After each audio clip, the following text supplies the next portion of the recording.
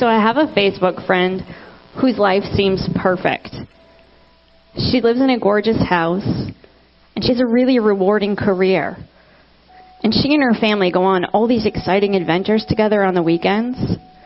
And I swear that they must take a professional photographer along with them. Because no matter where they go or what they do, the whole family just looks beautiful. And she's always posting about how blessed she is and how grateful she is for the life that she has. And I get the feeling she's not just saying those things for the sake of Facebook, but she truly means it. How many of you have a friend kind of like that? And how many of you kind of don't like that person sometimes? We all do this, right? It's hard not to do. But that way of thinking costs us something. And that's what I want to talk to you about today, is what our bad habits cost us. Maybe you scroll through your Facebook feed and you think, so what if I roll my eyes? It's just 5 seconds of my time. How could it be hurting me? Well, researchers have found that envying your friends on Facebook actually leads to depression. That's just one of the traps that our minds can set for us. Have you ever complained about your boss? Or looked at your friends' lives and thought, why do they have all the luck? Can't help thinking that way, right? That way of thinking seems small in the moment. In fact, it might even make you feel better in the moment. But that way of thinking is eating away at your mental strength. There's 3 kinds of destructive beliefs that make us less effective and rob us of our mental strength. The first one is unhealthy beliefs about ourselves. We tend to feel sorry for ourselves. And while it's okay to be sad when something bad happens, self-pity goes beyond that. It's when you start to magnify your misfortune. When you think things like, why do these things always have to happen to me? I shouldn't have to deal with it. That way of thinking keeps you stuck, keeps you focused on the problem, keeps you from finding a solution. And even when you can't create a solution, you can always take steps to make your life or somebody else's life better. But you can't do that when you're busy hosting your own pity party. The second type of destructive belief that holds us back is unhealthy beliefs about others. We think that other people can control us, and we give away our power. But as adults who live in a free country, there's very few things in life that you have to do. So when you say, I have to work late, you give away your power. Yeah, maybe there'll be consequences if you don't work late, but it's still a choice. Or when you say, my mother-in-law drives me crazy, you give away your power.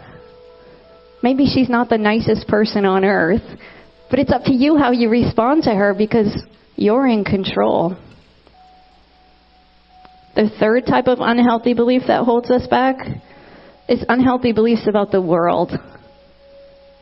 We tend to think that the world owes us something. We think, if I put in enough hard work, then I deserve success. But expecting success to fall into your lap like some sort of cosmic reward will only lead to disappointment. But I know it's hard to give up our bad mental habits. It's hard to get rid of those unhealthy beliefs that we've carried around with us for so long. But you can't afford not to give them up. Because sooner or later, you're going to hit a time in your life where you need all the mental strength that you can muster. When I was 23 years old, I thought I had life all figured out. I graduated from grad school. I landed my first big job as a therapist.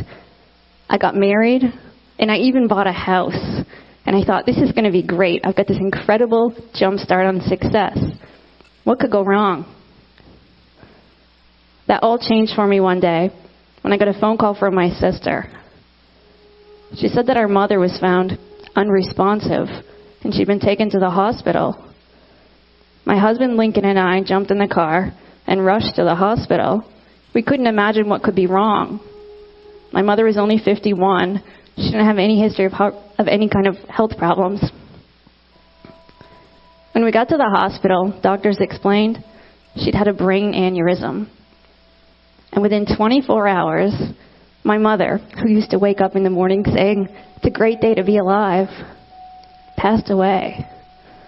That news was devastating to me. My mother and I had been very close. As a therapist, I knew on an intellectual level how to go through grief. But knowing it and doing it can be two very different things. It took a long time before I felt like I was really healing. And then on the 3-year anniversary of my mother's death, some friends called and invited Lincoln and me to a basketball game. Coincidentally, it was being played at the same auditorium where I'd last seen my mother on the night before she passed away. I hadn't been back there since. I wasn't even sure I wanted to go back. But Lincoln and I talked about it, and ultimately we said, maybe that'll be a good way to honor her memory. So we went to the game, and we actually had a really good time with our friends. On the drive home that night, we talked about how great it was to finally be able to go back to that place and remember my mother with a smile, rather than all those feelings of sadness. But shortly after we got home that night, Lincoln said he didn't feel well. A few minutes later, he collapsed. I had to call for an ambulance. His family met me at the emergency room. We waited for what seemed like forever, till finally a doctor came out. But rather than taking us out back to see Lincoln, he took us back to a private room and sat us down and explained to us that Lincoln, who was the most adventurous person I'd ever met, was gone. We didn't know at the time, but he'd had a heart attack. He was only 26. He didn't have any history of heart problems. So now I found myself a 26-year-old widow, and I didn't have my mom. I thought, how am I going to get through this? And to describe that as a painful period in my life feels like an understatement. And it was during that time that I realized when you're really going through tough times, good habits aren't enough. It only takes 1 or 2 small habits to really hold you back. I worked as hard as I could, not just to create good habits in my life, but to get rid of those small habits, no matter how small they might seem. Throughout it all, I held out hope that someday life could get better. And eventually it did. A few years down the road, I met Steve, and we fell in love, and I got remarried. We sold the house that Lincoln and I had lived in, and we bought a new house in a new area, and I got a new job. But almost as quickly as I breathed my sigh of relief over that fresh start that I had, we got the news that Steve's dad had terminal cancer. And I started to think, why do these things always have to keep happening? Why do I have to keep losing all my loved ones? This isn't fair. But if I'd learned anything, it was that that way of thinking would hold me back.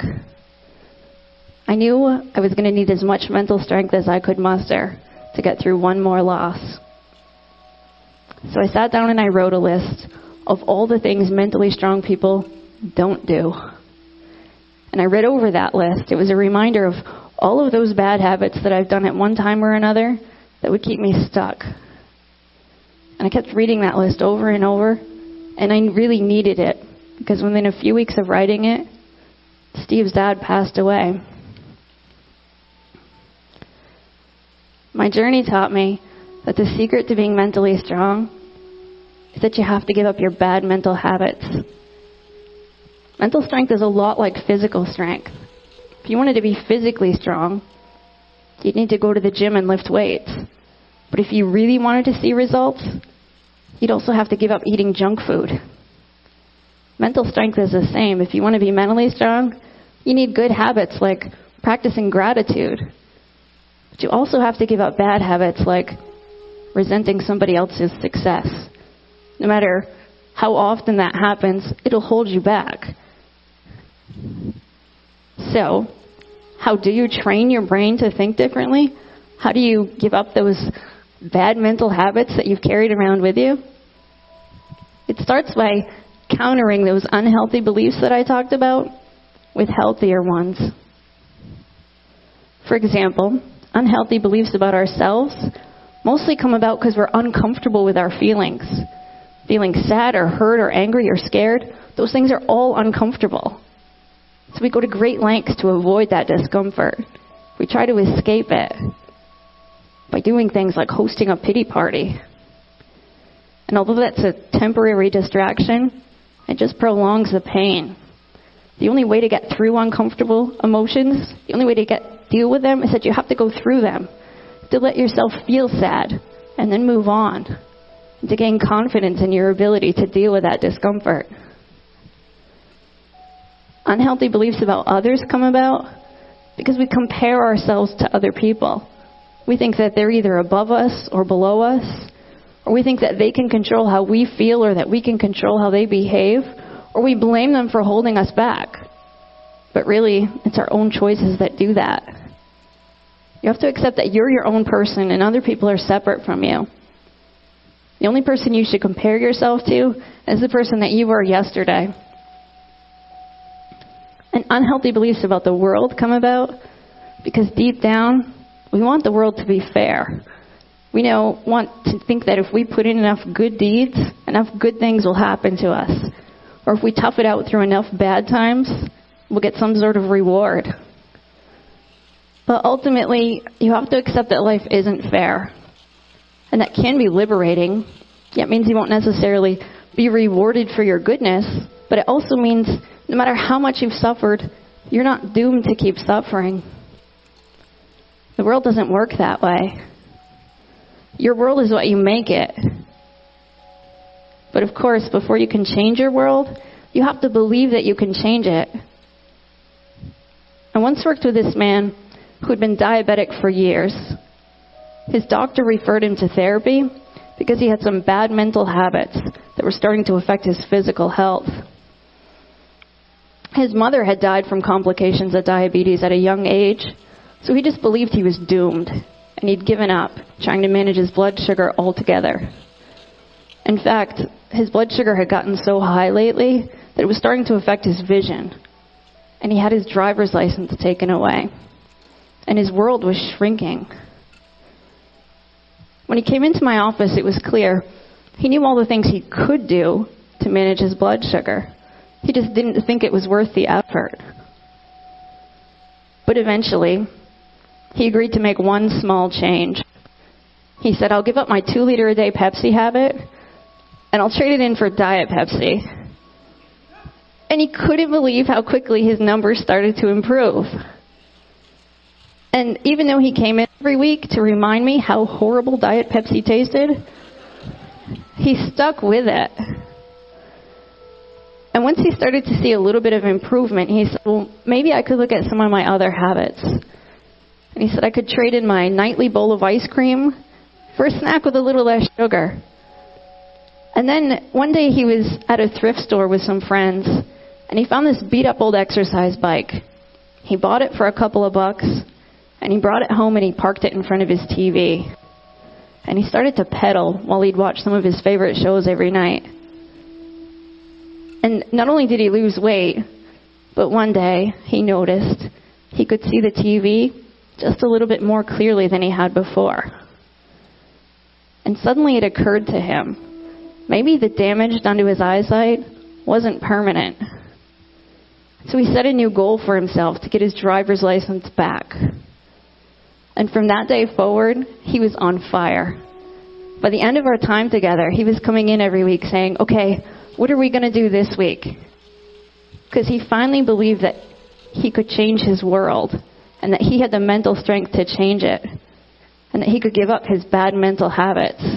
And it all started with just one small step. So I invite you to consider what bad mental habits are holding you back.